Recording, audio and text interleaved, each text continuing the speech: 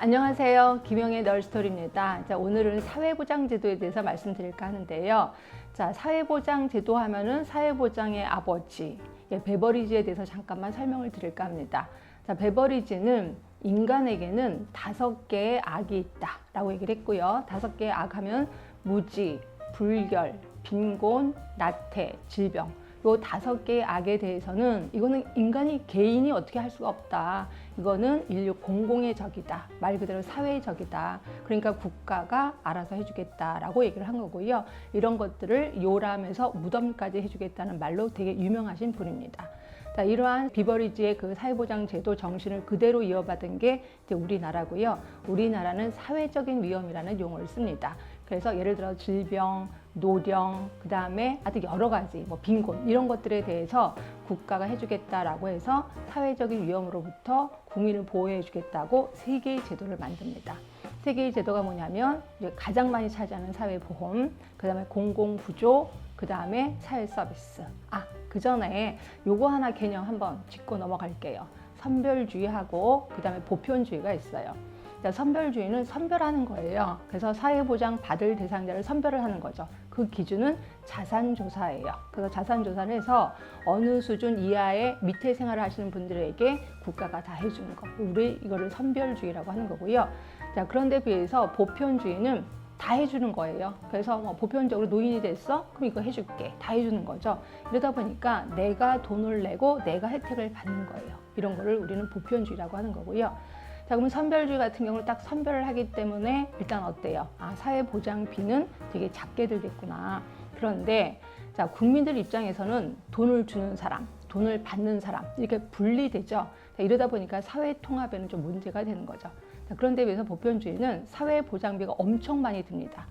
그리고 또 하나 단점은 소득 재분배 효과가 너무 떨어진다는 거죠. 그래서 대부분의 국가는 처음엔 선별주의부터 시작했다가 나중에 보편주의로 흘러가고 있고요. 우리나라도 역시 마찬가지로 보편주의로 많이 흘러가고 있습니다. 우리나라 사회보장제도 아까 3개 말씀드렸죠. 이 중에서 95% 이상을 차지하고 있는 게 사회보험제도예요. 사회보험은 내가 보험료를 평상시 내고 내가 그 상황이 되면 혜택을 받게 되는 거죠. 그래서 국가가 강제로 보험료를 내게 한다 그래서 이거를 사회보험제도라고 하는 거고요. 이러한 사회보험제도에는 3가지가 있습니다. 하나는 소득을 보장해주는 제도, 또 하나는 의료를 보장해주는 제도, 또 하나는 노인 요양이 있는 거죠.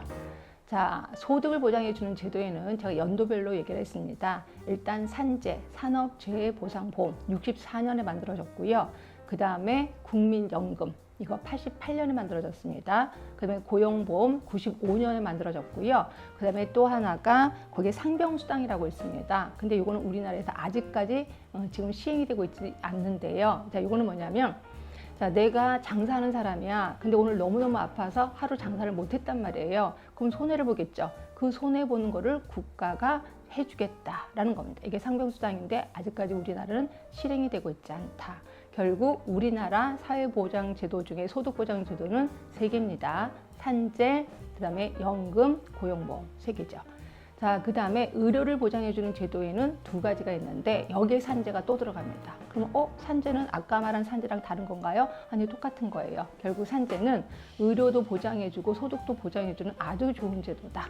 요거 64년이라고 아까 말씀드렸고, 그 다음에 우리나라 건강보험 기억하시죠? 77년에 만들어진 거. 결국 의료를 보장해주는 제도에는 산재, 의료보험, 건강보험이 있다는 거죠.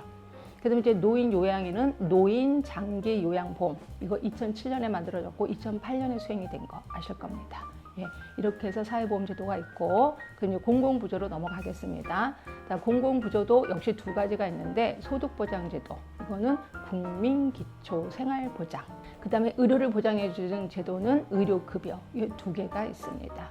그 다음에 이제 사회 서비스 같은 경우는요, 별건 아니고요.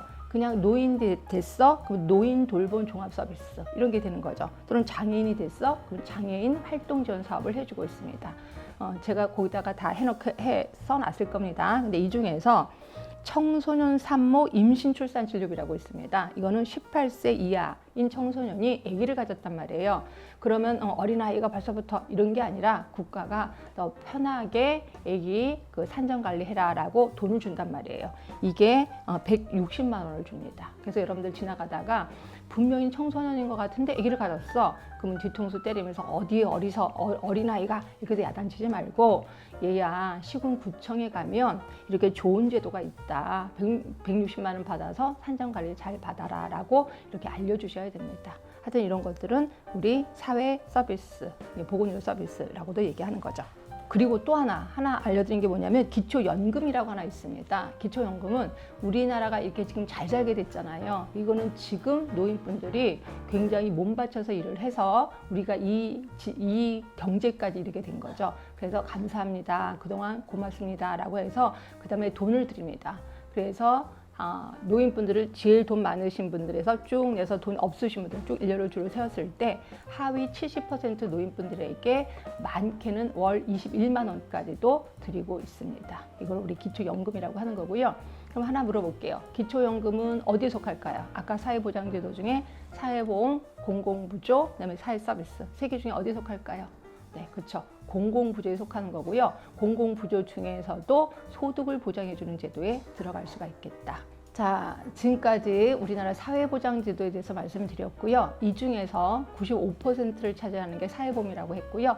우리나라는 5대 사회보험이 이루어지고 있는 나라일 겁니다.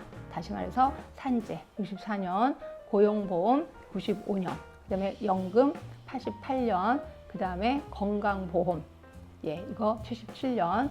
자, 그리고 노인장기요양보험까지 2007년. 그래서 우리나라는 5대 사회보험이 진행되고 있습니다. 자, 도움이 되셨나요? 도움이 되셨다면 구독, 알람 설정, 좋아요 부탁드리겠습니다. 지금까지 김영의 널스토리였습니다.